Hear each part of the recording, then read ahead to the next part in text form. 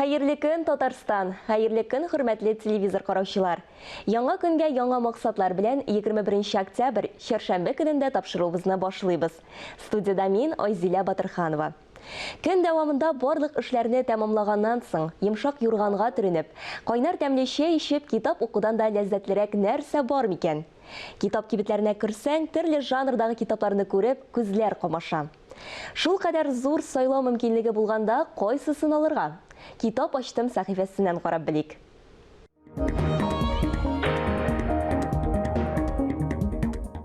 Мин бүген Нурлат шәһәрендә яшәп иҗат итүче автор Илдус Зиндаровның яңа элемена табадан төшкән яңа китабын тәкъдим итәм. Укучылар игътибарына ул Торна күзе дип атала. Биредә авторның төрле елларда, күп еллар иҗади хезмәте тупланган монда проза жанрындагы әсәрләре урын алды. Авторның биредә башында инде биографиясе бирелгән әлеге китапка. Аннан соң шагыйрә Фәйрүзә Мөслимованың шундый эчтәлекле итеп язылган кереш сүзе бар. Шактый мавыктыргыч, кызыклы повесте бар. Аның Әйме каршылыклар кыры дип атала. Биредә армия тормышы, андагы гаделсезлекләр, дидавчина кебек баш-баштаклыклар сүрәтләнә бирде. Монда шулай ук авторның юморескалары, хикәяләре, публицистикасы керде. Тагын парчалары бар әле. Хикәяләренә килгәндә инде шундый искиткеч романтик хыяллар, татлы төшләр белән тулы мәхәббәт тарихлары дисеңме. Ondan соң менә мәсәлән әйтик, мәхәббәт битул дигән әсәрендә авторның менә Әхсән исемле картның үзенең яшьлек мәхәббәте, рус теле укытучысы Гөлйөзем апасына булган мәхәббәт тарихлары дисеңме. Юморескаларда кеше көлдерүгә генә кайтып калмаган, һәрберсенең бер эчке тирән бер мәгънәсе бар. Әйтик, әйме, шундый әхлакый, милли тәрбиясе бар һәрбер юморесканың да. Аннан соң биредә җир ана белән табигать кешесе шундый тыгыз бәйләнештә сурәтләнә. Әйтергә кирәк, монда шундый табигать турындагы парчалар дигән шундый парчалары бар авторның. Һәм әйтергә кирәк, шушы китапны кулына алган һәркем, укыган һәркем үзенә нинди булса да бер әхлакый, милли тәрбия, мөһим фикерләр алыр һәм мавыктыргыч булыр дип ышанып калам. Бүтән дөнья татар конгрессы Татарстан Республикасы мәдәният, мәгариф һәм фән министрлыклары белән берлектә 3нче халыкара җәлил укулары әдәби бәйгесен оештыра. Бәйге сөйләм телен үстерү һәм матур әдәбиятка кызыксыну уяту, шигъри сүзнең аслын һәм аһәңен тоярга өйрәнүне максат итеп куя. Һәм фронтовик язучылар тормышы һәм иҗаты белән кызыксынган шигърият сөючеләр арасында үткәрелә. Бәйгедә катнашу шартлары белән таныштыру өчен бүген бездә кунакта җәлил укулары 3нче халыкара бәйгесенең оештыру комитеты җитәкчесе Алмаз Нургалиев һәм җәлил укуларының жюри әгъзасы Резида Саляхова. Хөрмәтле кунаклар, исәннәрмесез? Хәерле көннәр, хәерле иртәләр дип әйтергә кирәк инде. Алмаз әфәнде, иң беренче инде сорауны сезгә юлларбыз. Хәзерге санитар-эпидемиологик вазгыятьтә ничектер халык җыеп бәйгеләр оештыру зур тәвәккәллек сорый. Җәлил укулары традицион форматта узачакмы? Әйме, дөрес әйтәсез, Айзилә, чыннан да бүгенге көндә бездә борчылабыз, оештыручылар да оештыра, карап торабыз, дөньяда нәрсә барганын, шушы аурудан инде борчылып, үз фикерләребезне йөртәбез, инде төрле вариантларны карыйбыз. Шуннан да быелны булачак җәлил укулары. Үткән елгылар сыман ук шулай ук матур итеп уздырырга иде, ләкин дигәнем инде ул берничә форматта булырга мөмкин, берничә вариантта. Инде ул әлбәттә безнең теләк шушы бәйге электән үткән елларны ничек узган, ягъни инде беренче, икенче турлары инде ул төбәкләрдә, районнарда, мәктәпләрдә, балалар бакчаларында яки инде кечкенә учреждениеларда да үткәрү. Икенче этап инде ул зона этаплары, ул инде зоналарга бүлдек без. Инде үткән елны безнең 12 зона булса, быелны инде 15 зона. Һәрбер зонада да машу күрше күләмне җыеп үткәрү исәбе. Ләкин әгәр дә чыннан да менә шушы пандемия инде чынлап артып китсә, зурайып китсә, инде тыюлар барлыкка килсә, без онлайн вариантка күчәчәкбез. Ягъни һәрбер бала, һәрбер катнашучы бала гына түгел, быел да бит әле безнең үткән елларда 25 яшькә кадәр булса, бу елдан башлап безнең 3 яшьтән бөтен катнашучыда монда катнашалар. Һәрбер кеше, ул өлкән кешеме, анда яшь кешеме, бала кешеме, барысы да катнашалар һәм дә мәшһүр катнашучылар үзләренең видеоларын җибәрә торган булачак. Әгәр дә инде бу ниндидер тыюлар килеп керсә. Ләкин инде көтәс килә, Алла боерса, барысы да яхшы булыр. Барыбыз да сау-сәламәт буларбыз. Һәм инде шушы 115-нче елы бит инде безнең Муса Җәлилнең тууына 115 ел, һәм дә шушы 115 еллык матур юбилеен матур итеп бергәләшеп, күрешеп, үткәреп җибәрербез дип Алла берсә. Резида жюри әгъзасы буларак сорауны инде сезгә яңратам. Катнашучыларны нинди таләпләрдән чыгып бәялисез? Таләпләр елда бер үк төрле. Ул инде беренчедән материалны дөрес итеп сайлау. Мәсәлән, инде 4 яшьлек бала ниндидер анда вәхшиләрне, я бүреләрне, я артык үзенең яшенә туры килмәгән материалны сайлый икән, бу инде бик үк туры килеп бетми дигән сүз. Шуңа күрә инде әти-әниләргә, җитәкчеләргә, тәрбиячеләргә, укытучыларга шундый киңәшебез бар. Балага туры китереп, яшенә туры китереп сайласыннар иде материалны. Беренчедән шуңа карыйбыз. Икенчедән, әлбәттә инде ул артист кеше булгач, аның бит инде килеш-килбәте дә тиешле дәрәҗәдә булырга тиеш. Димәк, без аның костюмы бармы, юкмы, ни дәрәҗәдә әзерләнгән, музыкасы, декорациясе, анда видеога төшсә инде, мәсәлән, барысында шуларны күз уңыннан үткәрәбез. Һәм әлбәттә инде актерлык осталыгы, сөйләм дәрәҗәсе, акценты бармы, юкмы, ни дәрәҗәдә тел белән идарә итә диергә кирәк инде, акценты юкмы, менә шуларның барысына да игътибар итәбез әлбәттә. Һәм инде баллар куябыз, аннан соң инде бөтен жюри әгъзаларының балларын санап, шуннан җиңүчеләр килеп чыга безнең. Шулай ук номинациялар бик күп төрле. Җәлил татарча, Җәлил русча, шулай ук әле безнең былтыр килеп керде яңа номинация, ул фронтовиклар, ягъни Муса Җәлилнең замандашлары диергә кирәк инде, фронтовик шагыйрьләрнең шигырьләрендә сөйләргә мөмкин, бигрәк тә якташлар булса, аеруча әйбәт. Мәсәлән, менә былтыр инде Чиләбе өлкәсе бик актив булды безнең. Чиләбеләр бик нык әзерләнгәннәр иде. Ник бер акцентлары сизелсен, чиста татарча сөйләшәләр, сокланып утырдык. Һәм шунысы куандырды, алар менә үзләренең фронтовик шагыйрьләрен эзләп табып, актарып чыгарып, шуны безгә һәм үзләренең яшьтәшләренә җиткерә алдылар. Бу бит искиткеч. Менә шундый номинациялар өстәлә. Бу ел инде менә Алмаз әфәнде әйткәнчә инде хәзер яшь аралыгы да артты. Шуңа күрә менә минем кайнанам мәсәлән бик актив кеше. Ул шигырьләр дә ятлый, шигырьләр сөйли. Менә шундый актив өлкәннәр өчен дә менә дигән мөмкинлек бит бу катнашырга. Алар бер-берсе белән Алла бирсә инде офлайн очраша алсак, алар бер-берсе белән очрашып, сөйләшеп, катнашып, тәҗрибә алмашсалар, без инде Алла бирсә бәхетле булачакбыз. Җәлил укулары буенча тулырак мәгълүматны кайдан, ничек укып була? Җәлил укулары буенча безнең инде сайтларда, бөтен дөнья татар конгрессы сайтында язылган, һәм дә инде үзебезнең Җәлил укулары Instagram, ВКонтакте битләрендә, анда инде бөтен нәрсәдә, бөтен яңалыклар, бөтен шушы нигезләмәләр, документларда бөтен нәрсәдә шунда бастырылып барылачак. Барыбер бит инде балалар, алар, миңа аннан соң нәрсә булачак дигәндә шундый бер уй була аларның, әйме катнашкан вакытта. Стимул кирәк. Стимул кирәк, бүләкләү өлеше менә ничек булачак ул? Бүләкләү безнең ике яклап без карыйбыз бүләкләргә килгәндә инде. Ул беренчедән инде ул миллилек. Менә нәкъ милли булсын безнең һәрбер бүләгебез, һәм дә инде шу милли бүләкләрне ул анда рюкзак, яки анда алка нәрсә генә булса да, бездә бит әле төрле регионнардан, бөтен дөньяның төрле почмагыннан катнашар балалар. Менә шу катнашучылар шушы милли безнең милли бизәкне күрсәтсен, таралсын инде. Әз генә булса да, менә без дә ул яклап үзебезнең ярдәм дисәм дөрес булмас, ярдәм кирәк түгел әле безгә.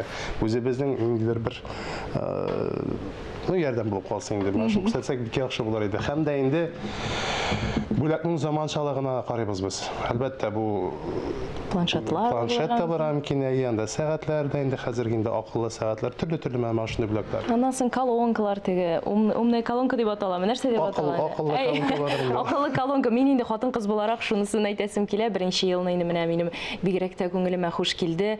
Кызларга милли беләзекләр, милли алкалар. Ул бит инде менә Чиләбегә кайтып китә ул бала. Ул аны шушындый милләттәшләре белән очрашкан бәйрәмнәрдә кия, ул аны куллана, калфаклар кияләр. Менә шушындый истәлекле бүләкләр алып кайтып китәләр алар бездән. Һәм бүләкнең бит ул зурлыгы, кыйммәте теге күпме торуыннан тормый. Аның кадере нәкъ менә шушы ничек дип әйтим, истәлекле булуында. Шуңа күрә бүләкләребез истәлекле, ләкин бүләктән бигрәк бу инде моны бәйге дип тә кабул итмәсеннәр иде балалар. Катнашу үзе бер кызык бит инде. Аннан соң бит әле без шуны әйтергә онытканбыз. Без Муса Җәлилнең кызы Чулпан Җәлилова белән очрашып, бик җылы әңгәмә үткәрдек. Ул инде үзенең хәйр-фатихаларын бирде безгә шушы конкурска һәм насыйп булса, бәлки ул да килеп чыгар әле безнең гала-концертка. Ул инде әлбәттә Муса Җәлилнең туган көне вакытларында, кыш азакларында, февраль айларында булачак инде анысы бүләкләүләр һәм гала-концерт. Шуңа күрә Алла бирсә гала-концертка кадәр барып җитүчеләр Чулпан Җәлилованы тормышта, чын тормышта күрү мөмкинлеге дә бәлки булыр. Әлбәттә инде вазгыять тыныч булып, илләр тыныч булса. Бирсен Ходай. Бик зур рәхмәт сезгә. Рәхмәт, Без тапшыруыбызны дәвам итәбез.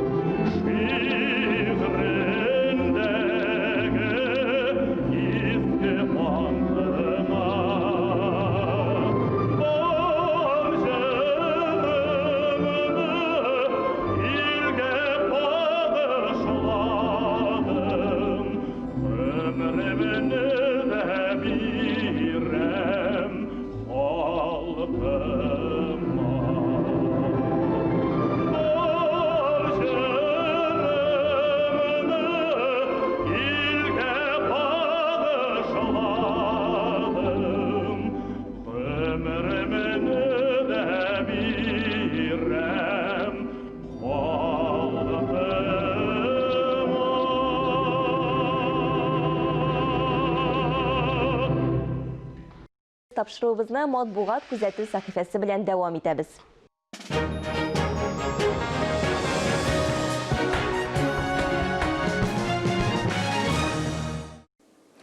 Хайырлы көн, мөхтәрәм җәмәгать. татар матбугатында бер атна дәвамында күренгән әһәмиятле язмаларга күз салуыбызны дәвам итәбез. Казан утларының 10-нчы саны дөнья күрде. Ул Ркаил Зайдулланың Ильяс Алкинның соңгы мәхәббәте дигән роман белән башланып китә. Ильяс Алкин кем дип сораучылар күп булырга мөмкин. Чыннан да ул тарихта билгеле шәхес, ләкин билгеле булып та онытылган яки аз билгеле шәхесләрнең берсе. Ркаил Зайдулла үзенең романында аның кемлеге турында, ул татар тарихында бик зур роль уйнаган шәхесләрнең берсе. Бик тәфсилле, үткен фикер белән, матур тел белән язган романын укырга киңәш итәм. Шул ук Казан утларының бу санында таң бер яңа рубрика бар ачканнар. Дания Захидуллина безнең танылган тәнкыйтьчебез, галиме, читтә яшәүче иҗат әһелләренең иҗатына тәнкыйть күзеннән карап, аның татар әдәбияты өчен әһәмиятен ачыклый. Һәм ул бу очракта Дилбәр Булатова дигән ханымның Уфадан иҗаты белән таныштыра, Ерактагы утлар дигән сәхифәне кызыксынып укырсыз дип. Һәм шунда ук Дилбәр Булатованың ул тикшергән, ул бәя биргән хикәясе дә урын ала. Татар тарихы турында язган материаллар тагы да бар. Зыялылар өчен чыгартылган мәдәни җәмгыять газетасында бу юлы Фәүзия Бәйрәмованың Татар үзе гаеплеме дигән язмасы бар. Чыннан да татар һәр вакытта үзе әйтәбез, татарның башын ашар яки анда башка төрле мәкалә әйтәбез. Татар тарихы турындагы карашын укып белә аласыз. Фәүзия Бәйрәмова тарихчы һәм язучы бу чакта. Шул ук санында яңа тарихка килсәк, күптән түгел генә үзенең 75 яшен тутырган Роза Тофитуллова язучы һәм җәмәгать эшлеклесе, шулай ук безнең киң җәмәгатьчелеккә билгеле шәхесләрнең берсе турында Милли асыл ташыбыз дигән язмасы басылган. Бу да безнең ынтылмаган әлбәттә, ләкин милләтебез дип яшәгән, милләт хакына үзенең гомерен багышлаган кеше турында кызыклы язманы укырсыз дип ышанам. Ватан Татарстан газетасында бу санында, үткән хатналык санында, авыл хатыны ниләр күрми яки ник шикемсез син авыл дигән язма. Рәшит Фатхрахманов хәтергездә булса, җәмәгатьчелек халыкара авыл хатын кызлары икәнен билгеләп үтте. Ни өчен авыл хатын кызларының бүгенге көндә кадере юк? Аларга нинди ташламалар бар яки ташламалар юк икән сорауга, ул гомумән авыл тормышы турында үзенең фикерләре белән уртаклаша. Мин бу язманы шулай кызыксынып укырлар дип уйлыйм. Шунда ук тагын бер язмага күзем төште. Ул Тепшек бала дип атала. Безнең дәүләт киңәшчесе Минтимер Шәрипович Шәймиевның үзенең туганнан туган турында бик кызыклы интервьюсы, әңгәмәсе басылган. Күп очракта бит инде безнең кем кайгына эшләсә дә, җитәкче турында сүз барса, ул бит фәләннең фәләне дип әйтергә ягын карыйлар. Бу очракта мин Илшат Фәрдиевның кем икәнлеген үзенең абыйсы күзлегеннән чыгып бирелгән бәягә күз салдым. Шуннан да ул кызыклы, аның тарихы кызыклы һәм ул тәҗрибәле җитәкче буларак аның асыл сыйфатларына басым ясаган. Татарстан эшләре исә бу очракта җиңелрәк темага мөрәҗәгать иткән Алмаз Хәмзин, һәр кайсыгызга билгеле, эстрадада билгеле шәхесләрнең берсе, үзе язган такмакларның тарихы белән уртаклаша. Ул әлбәттә тик гына түгел, һәр теге юмор артында фикер бар, һәм ул бу очракта кайсы такмакның ни өчен язылганы турында, ягъни такмак бит инде тәнкыйть дигән сүз әле, күпмедер дәрәҗәдә. Ни өчен язылган, нинди форматта язылган, һәм аны аңлаганнар дигән сорауга җавап эзли. Очракта укучылар шулай ук менә кызыксынып укырлар дип саныйм. Киләсе атнага кадәр сау булышам, укудан һәм фикерләүдән ераклашмагыз. Сау булыгыз. Уңыш ачкычы һәрберебезнең үз кулында. Яшибез икән, үзебездән соң якты эз калдырып яшик. Бүгенгә тапшыруыбыз азагына якынлашты. Мин Айзилә Батырханова һәм тапшыруыбызның иҗат төркеме сезнең белән иртәгегә кадәр сау булашабыз.